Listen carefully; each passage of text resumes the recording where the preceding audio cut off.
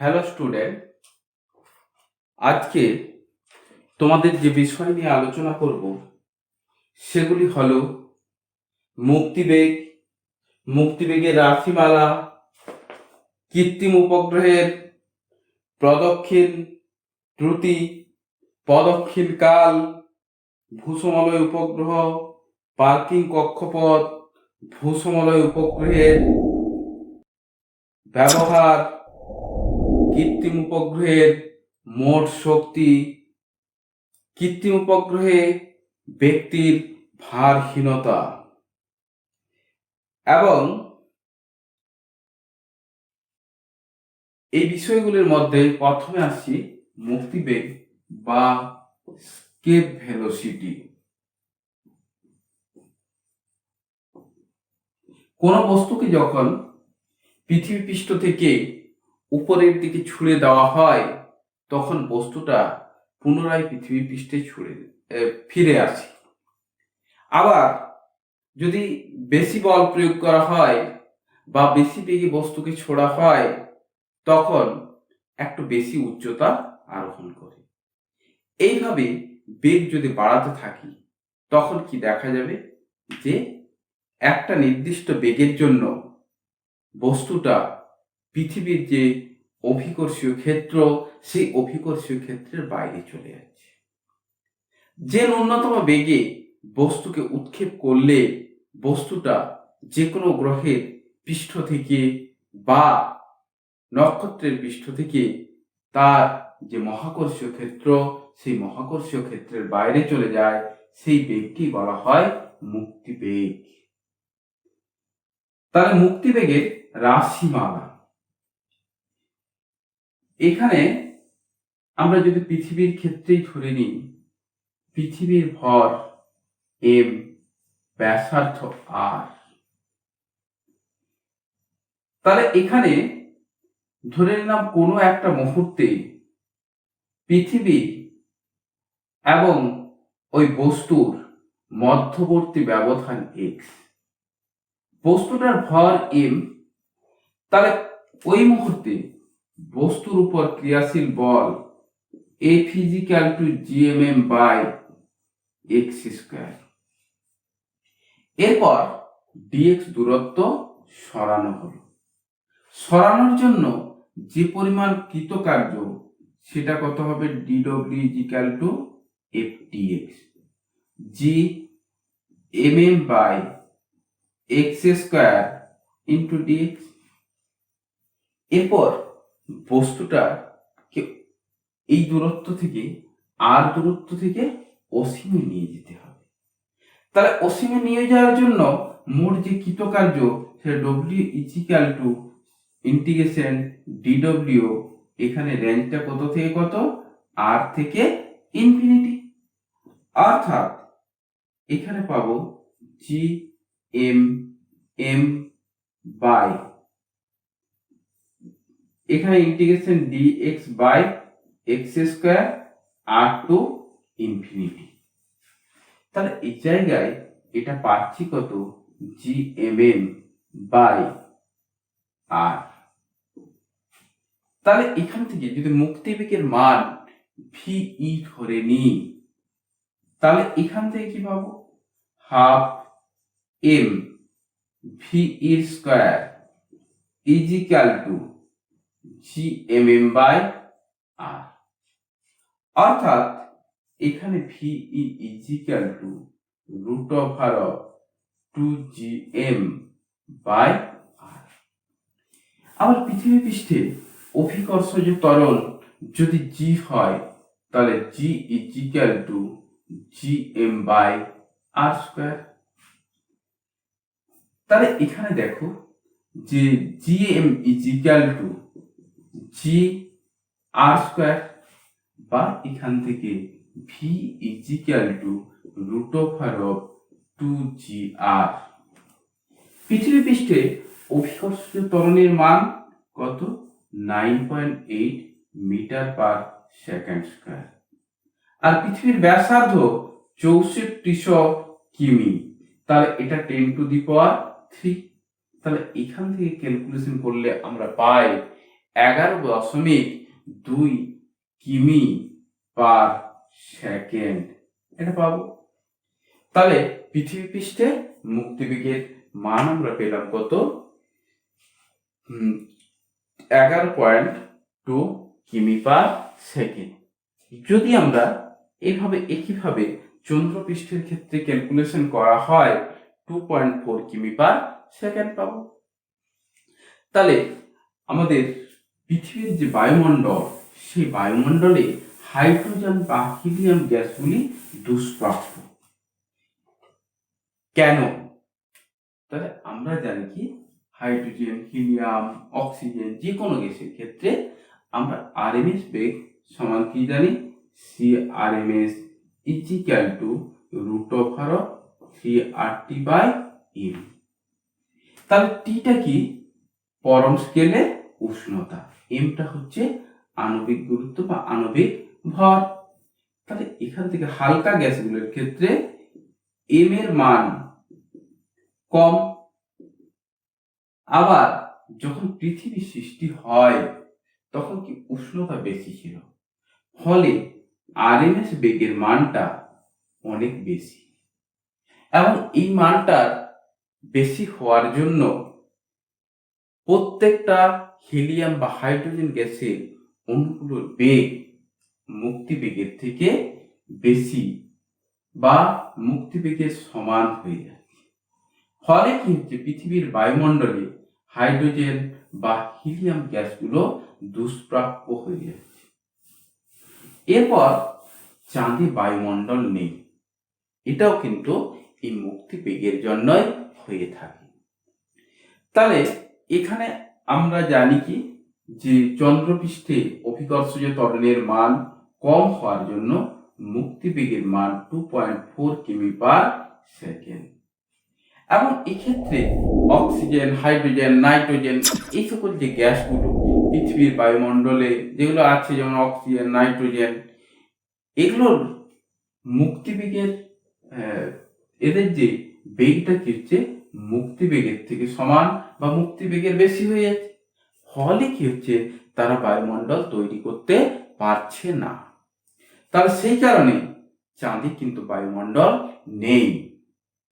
এরপর আসছে কৃত্রিম উপগ্রহের প্রদক্ষিণ কাল এবং প্রদক্ষিণ বেগের রাশিমালা। কৃত্রিম উপগ্রহের প্রদক্ষিণ বেগ ও প্রদক্ষিণ কাল। তাহলে কৃত্রিম উপগ্রহ আমাদের কি কাজে লাগে এবং কৃত্রিম উপগ্রহকে কিভাবে প্রতিস্থাপন করা হয় সেই বিষয়গুলো আগে জানতে হবে। যখন আমাদের ফার্স্ট আসে কৃত্রিম উপগ্রহ কি কাজে লাগে। কৃত্রিম উপগ্রহ আবহাওয়ার পূর্বাভাস, টেলিযোগাযোগ ব্যবস্থা এবং যে আমাদের টেলিভিশনের ক্ষেত্রে আমরা এই কৃত্রিম উপগ্রহ ব্যবহার করা হয়। এবং প্রতিরক্ষামূলক নজরদারির ক্ষেত্রে, এগুলোর ক্ষেত্রে আমরা কৃত্রিম উপগ্রহ ব্যবহার করি। এরপর আসছে কৃত্রিম উপগ্রহকে কি করা হয়? রকেটের সাহায্যে উৎক্ষেপণ করা হয়। কয়েকটা ধাপে করা হয়। প্রথমে একটা রকেটের সাহায্যে কৃত্রিম উপগ্রহকে কিছুটা দূরত্ব পর্যন্ত নিয়ে যাওয়া হয়। তারপর আরেকটা রকেটকে লাগানো হয় এবং সেটা কি করে? সর্বোচ্চ উচ্চতায় নিয়ে যায় এবং পরবর্তী রকেটটা একটা অনুভূমিক বেগ দিয়ে, নির্দিষ্ট বেগ দিয়ে কৃত্রিম উপগ্রহকে ওই কক্ষপথে ছেড়ে দেয়। তাহলে এখান থেকে কৃত্রিম উপগ্রহ প্রথম সোভিয়েত রাশিয়া কৃত্রিম উপগ্রহ স্থাপন করেন, যে উপগ্রহটার নাম স্পুটনিক 1 এবং সেটা হচ্ছে 1957 সালে। তাহলে এখান থেকে কৃত্রিম উপগ্রহ, এখানে পৃথিবীর ভর m এবং ব্যাসার্ধ r, এখানে r ব্যাসার্ধ এবং পৃথিবীর ভর m, পৃথিবী পৃষ্ঠ থেকে এই উচ্চতায় স্থাপন করা হয়েছে। তাহলে এখানে কৃত্রিম উপগ্রহটা এম ধরে কৃত্রিম উপগ্রহ স্মল আর ব্যাসার্ধের বৃত্তপথে আবর্তন করছে। তাহলে এখানে যদি স্মল আর সমান, তাহলে আমরা কত পাবো? আর প্লাস এইচ পাবো। তাহলে এখান থেকে আমরা বেগ নির্ণয়ের জন্য আমাদের জানতে হবে যে স্মল এম এবং পৃথিবীর মধ্যে ক্রিয়াশীল আকর্ষণ বল কত? F is equal to Gmm/r²। এই আকর্ষণ বলে কি করবে? এই কৃত্রিম উপগ্রহকে ঘোরার জন্য প্রয়োজনীয় অভিকেন্দ্র বলে যোগান দেবে। তাহলে এখান থেকে আমরা বলতে পারি mv²/r ইজিক্যাল টু Gmm/r² আমরা পাবো। তাহলে এখান থেকে v is equal to √Gm/r। R t অর্থাৎ পর্যায়কাল বা প্রদক্ষিণকাল 2πr/v।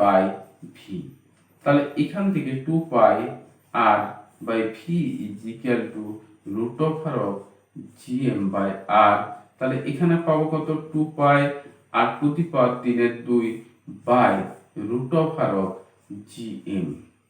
বা এখান থেকে আমরা কি পাবো? Gm is equal to 2πr⁴ Gm is equal to √Gr²। এরপরে যদি পৃথিবীর কাছাকাছি কৃত্রিম উপগ্রহ আমরা ধরে নিই, তখন এই v ইজিক্যাল টু কত হবে? v is equal to √Gm/R। তাহলে এখান থেকে পাবো কত? Gm ইজিক্যাল টু আবার আমরা জানি Gr²। তাহলে এখান থেকে r, তাহলে √Gr। সেই ক্ষেত্রে t এর মানটা কত পাবো? 2πr⁴ G √Gr। তাহলে এখান থেকে t ইজিক্যাল টু 2π√R/G এটা পাবো। তাহলে 2π√R/G। এরপর কৃত্রিম উপগ্রহের প্রদক্ষিণ কাল এবং প্রদক্ষিণ বেগ। তাহলে এরপর আসছে কি? বিভিন্ন প্রকার কৃত্রিম উপগ্রহ। তাহলে এরপর প্রথমে আসি ভূসমলয় কৃত্রিম উপগ্রহ। তাহলে ভূসমলয় উপগ্রহ নিরক্ষীয় তলে থাকে এবং পৃথিবীকে একবার প্রদক্ষিণ করতে তার 24 ঘন্টা, এবং নিরক্ষীয় তল থেকে যদি দেখা যায় তাহলে একই স্থানে স্থির আছে বলে মনে হয়। এরকম কৃত্রিম উপগ্রহকে বলা হয় ভূসমলয় উপগ্রহ। তাহলে এখান থেকে আমরা কৃত্রিম উপগ্রহের যে বৈশিষ্ট্যগুলো পাচ্ছি, এই যে কৃত্রিম উপগ্রহ বা ভূসমলয় উপগ্রহের যে বৈশিষ্ট্যগুলো পাচ্ছি, এখানে কি হচ্ছে? পৃথিবী পৃষ্ঠ থেকে যদি দেখা হয় তাহলে কি দেখা যাচ্ছে? সেটা স্থির আছে বলে, এবং সেটা সবসময় নিরক্ষীয় তল থাকে। এরপর পরবর্তী যে বৈশিষ্ট্যগুলো আসছে, এবং ভূপৃষ্ঠ থেকে তার উচ্চতা 36,000 কিমি হয়, এবং প্রদক্ষিণ বেগ প্রদক্ষিণ কাল কোনোটাই কিন্তু গ্রহের ভরের উপর নির্ভরশীল নয়। তাহলে এরপর কৃত্রিম উপগ্রহ অর্থাৎ ভূসমলয় উপগ্রহের উচ্চতা আমাকে নির্ণয় করতে হবে। এখানে দেখো আর ব্যাসার্ধের পৃথিবী এবং পৃথিবীর ভর m, ভূপৃষ্ঠ থেকে এই উচ্চতায় এই কৃত্রিম উপগ্রহটাকে স্থাপন করা এই উচ্চতায়। তাহলে এখান থেকে যদি বৃত্তপথের ব্যাসার্ধ যদি r ধরে নিই, এই স্মল r ইকুয়াল টু আমরা ক্যাপিটাল R প্লাস এইচ এটা পাবো। তাহলে এখানে যদি আমরা ধরে নিই যে এখানে বৃত্তপথের ব্যাসার্ধ r হলে সাম্যাবস্থায় mv²/r ইকুয়াল টু Gmm/r²। তাহলে এখানে v ইকুয়াল টু কত পাবো? √Gm/r।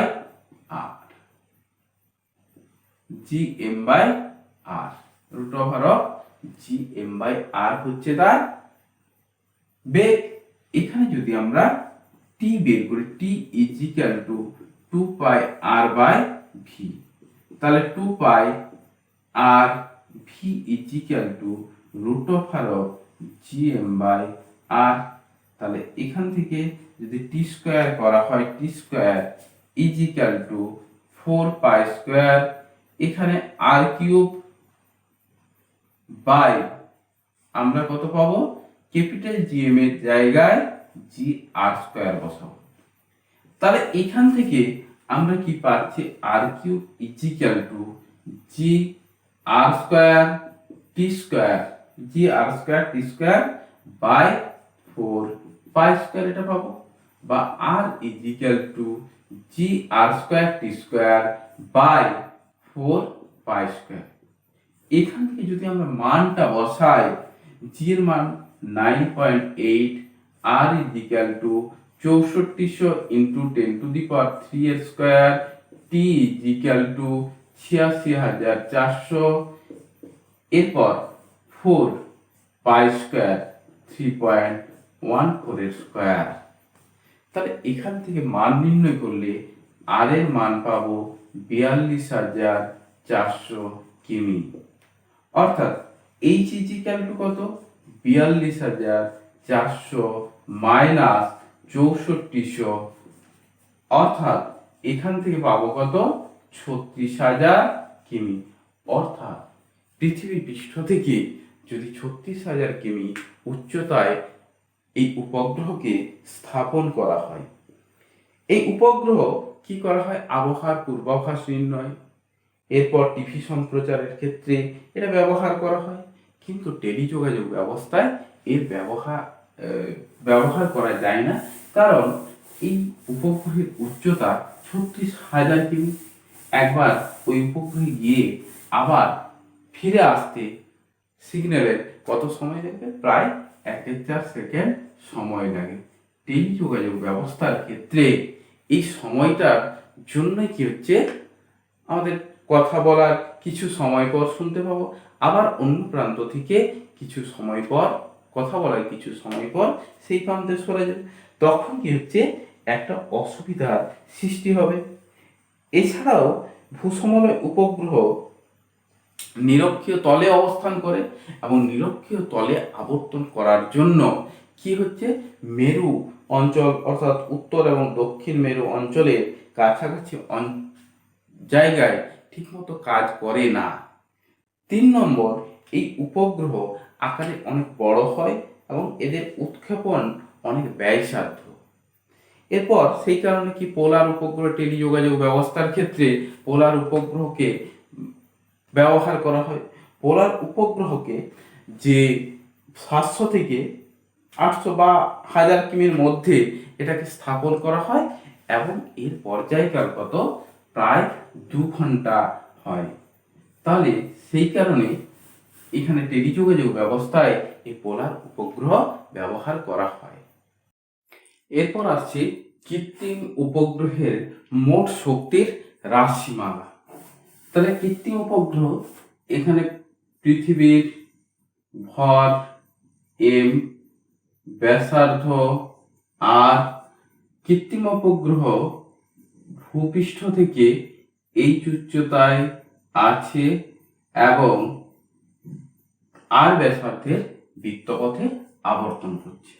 তাহলে এখান থেকে আমরা সাম্যাবস্থায় কি পাবো, M V square by R is equal to G M M by R square. তাহলে এখানে আর আর ক্যান্সেল, আমরা কি half M V square is equal to G M M by 2 R. তাহলে এইটাই হচ্ছে কি কাইনেটিক এনার্জি বা গতিশক্তির রাশিমালা কৃত্রিম উপগ্রহের ক্ষেত্রে। একইভাবে পোটেনশিয়াল এনার্জি সমান আমরা জানি কত, G M M by R. তাহলে এখান থেকে দেখা যাচ্ছে যে কাইনেটিক এনার্জি এবং পোটেনশিয়াল এনার্জির অর্ধেক, কিন্তু পোটেনশিয়াল এনার্জিটা পজিটিভ আর কাইনেটিক এনার্জি পজিটিভ এবং পোটেনশিয়াল এনার্জি নেগেটিভ। তাহলে এখান থেকে E is equal to E P plus E K, দুটোকে যোগ করলে আমরা পাবো কত, G M M by 2 R, এবং এটা নেগেটিভ চিহ্ন একটা থাকছে, তাহলে গতিশক্তি এবং মোট শক্তি পরস্পর সমান কিন্তু বিপরীত চিহ্নযুক্ত। তাহলে কৃত্রিম উপগ্রহের যদি ব্যাসার্ধটা, তাহলে কৃত্রিম উপগ্রহের ব্যাসার্ধের সাথে শক্তির সম্পর্ক সমানুপাতিক, কারণ এখানে একটা নেগেটিভ চিহ্ন আছে, অর্থাৎ শক্তি যদি বাড়ে ব্যাসার্ধ বাড়বে। তাহলে বিভিন্ন কারণে, ক্ষয়ের কারণে, ঘর্ষণ বা অন্যান্য কারণে কৃত্রিম উপগ্রহের শক্তিটা হ্রাস পাবে, ফলে ব্যাসার্ধ হ্রাস পেতে থাকে। তাহলে ওই কক্ষপথে কৃত্রিম উপগ্রহ থাকবে না। তার জন্য কি করা হয়, সোলার সিস্টেমের সাহায্যে কৃত্রিম উপগ্রহে শক্তি প্রদান করা হয়, যার ফলে কৃত্রিম উপগ্রহটা ওই কক্ষপথে আবর্তন করতে পারে। এরপর আসছে কৃত্রিম উপগ্রহের কক্ষপথে যখন আবর্তন করে তখন মহাকাশচারী নিজেকে ভারহীন অনুভব করে। কারণ কি, তাহলে যখন কোনো ব্যক্তি আমাদের ওজন বা ভার অনুভব করে যখন প্রতিক্রিয়া বল থাকে, আর প্রতিক্রিয়া বল যদি না থাকে তাহলে ভার অনুভব বা ওজন অনুভূত হয় না। তাহলে এখান থেকে একটা কৃত্রিম উপগ্রহ স্মল এম ভরের একটা কৃত্রিম উপগ্রহ, স্মল এমটাকে না স্মল এম নয় ক্যাপিটাল এম ভরের, বা সমগ্র সংস্থার ওজন ক্যাপিটাল এম। এরপর যে ব্যক্তি আবর্তন করছে তার ভর হচ্ছে স্মল এম। তাহলে নিচের দিকে কত বল কাজ করবে, এম জি প্রাইম, আর এদিকে প্রতিক্রিয়া বলকে আর ধরে নিলাম, এবং ভি ব্যাসার্ধ, ভি বেগে আবর্তন করছে কত ব্যাসার্ধে বৃত্তপথে, আর ব্যাসার্ধের বৃত্তপথে। তাহলে এখান থেকে সমগ্র সংস্থার কথা যদি বিবেচনা করি তখন কি পাবো, M V square by R is equal to M G prime. তাহলে এম এম কেটে যাচ্ছে, V square by R is equal to G prime, 1 number সমীকরণ। এরপর প্রতিক্রিয়া বল যদি আর হয়, তাহলে এম ভরের ব্যক্তির কথা যদি বিবেচনা করি তখন আমরা কি পাবো, আর এই অভিমুখে কাজ করছে, আবার প্রতিক্রিয়া বল কত কাজ করছে, M V square small M V square by R is equal to M G prime. তাহলে এখান থেকে আর এই ভি স্কোয়ার বাই আর এর মানটা যদি বসাই তখন কি পাচ্ছি, M G prime is equal to M G prime বা আর ইজ ইকুয়াল টু 0। যেহেতু প্রতিক্রিয়া বল শূন্য, সেই কারণে ব্যক্তি কি করে, নিজেকে ভারশূন্য অনুভব করে।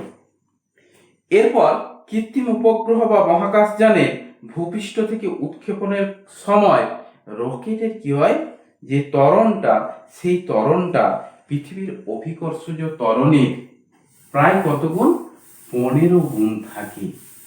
তাহলে এই ক্ষেত্রে প্রতিক্রিয়া বলটা কত আমাকে ফার্স্ট বের করতে হবে।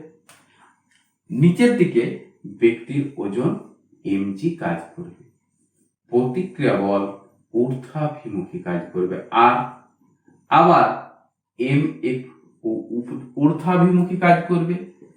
তাহলে আর ইজিক্যাল টু আরটা ঊর্ধ্বাভিমুখী, তাহলে অর্থাৎ আর মাইনাস এমজি, এখানে আমাদের কি হবে, R minus MG is equal to M A, অর্থাৎ এখানে R is equal to MG plus M A. তাহলে এখান থেকে কত গুণ থাকে, ত্বরণটা অভিকর্ষজ ত্বরণের প্রায় 15 গুণ। তাহলে অর্থাৎ কি হচ্ছে, 16 গুণ বেশি ভার সে অনুভব করবে, 16 ইন্টু ব্যক্তির বা মহাকাশচারীর ওজন। তাহলে এখান থেকে সে 16 গুণ বেশি ভার অনুভব করবে, অর্থাৎ মহাকাশচারী নিজেকে 16 গুণ বেশি ভারী বলে মনে করবে।